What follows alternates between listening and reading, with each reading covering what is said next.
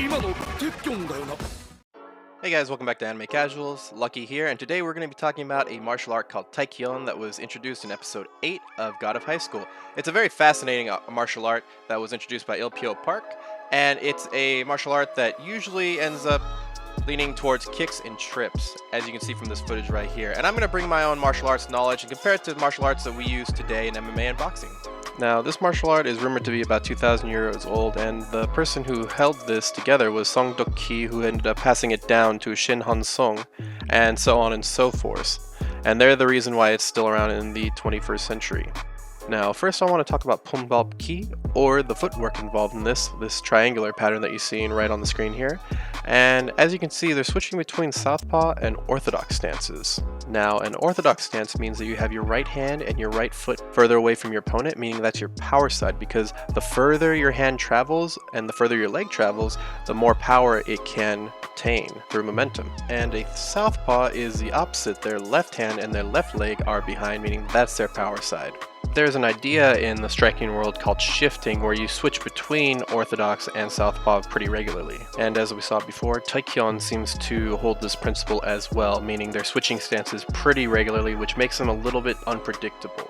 And I wanted to show you a great example of this through the match between TJ Dillashaw and Hen Brao 1. In this shot right here, Hen Brao throws a right hand where he plants his foot and is loading up his right hand, getting ready to throw. He moves his right foot in order to get a little bit closer and also to throw the power, and then he ends up in a squared stance, eventually leading back to his orthodox stance at the very end of it. And next up, I'm going to go ahead and show you a roundhouse kick that Hen Brao throws right over here, where he actually spins all the way around and gets back into his orthodox stance. Here is TJ Dillashaw doing a right hand, just like we saw Hen Brao do earlier, where he throws his punch, then he squares up, meaning that his legs are equal distance to his opponent, and instead of going back to orthodox stance, he switches to southpaw.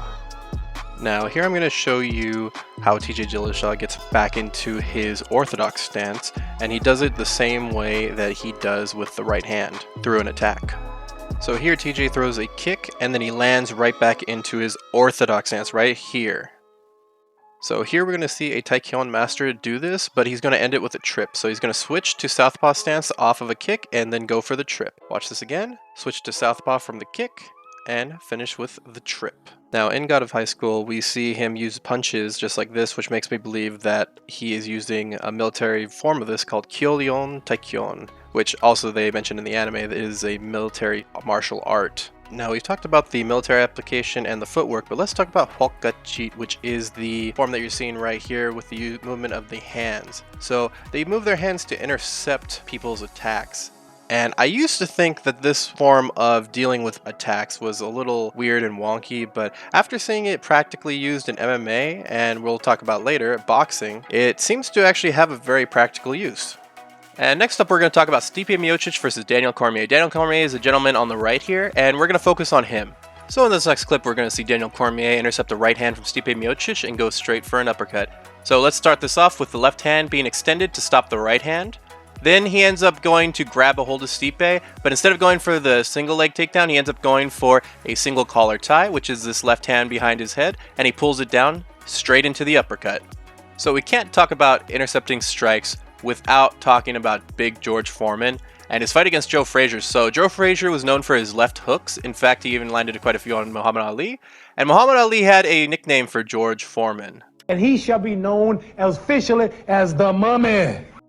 Even though Muhammad Ali meant that as a derogatory term, I think it's a great explanation of George Foreman's style, because he was known for doing things like in this clip right here, where he's throwing his hands towards his opponent to intercept their punches and even create distance. And in this next clip, we're going to see him do the same thing against the left hook from Joe Frazier. So in this clip, we're going to see Joe Frazier throw his patented left hook, but George Foreman's going to stop it with his right hand. And as we see here, Joe Frazier is loading up, meaning he has all of his weight on this left foot and he's leaning to the left.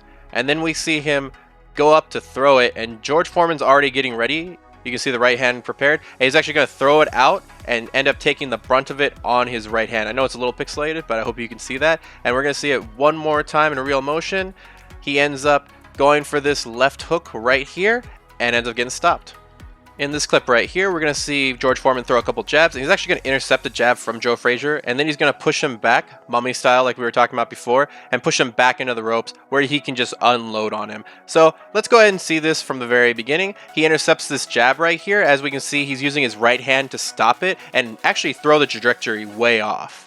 Now I want to take a look at the way that he throws his hands out like a mummy, but I want you to see where he puts his hands. He actually puts them on Joe Frazier's wrists, and then he ends up pushing his shoulders back to push him back against the ropes, so like we said before, so he can load on him, but also to create that distance, because you can't throw a left hook like that from a very far distance unless you jump, and then it becomes a little bit more predictable. So let's see this one more time in real motion.